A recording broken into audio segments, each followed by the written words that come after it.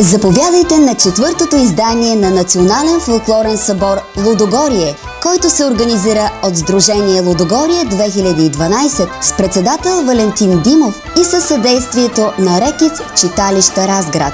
Съборът ще се проведе на 3, 4 и 5 юли 2015 в местността Пчелина край град Разград.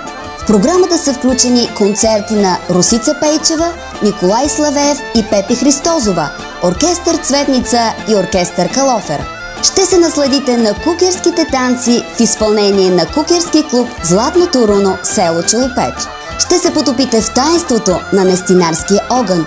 Ще се очаровате от вълшебния звън на медните чанове. На събора ще може да участвате в конна езда и стрелба с лък, а по традиция най-малките участници ще покажат таланта си, като премерят сили в конкурса «Моят роден край».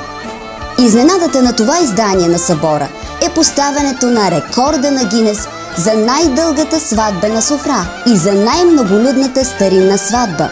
За тази цел ще бъдат опънати 8 софри с дължина от 100 до 120 метра всяка. Ще бъдат осигурени 4000 глинени купи, 4000 дървени лъжици, 600 погачи, 600 кг сирене, 2 тона руйно вино, 2 тона и половина курбан от 25 агнета, приготвен в най-големият български юнашки тиган и най-голямата българска юнашка тава.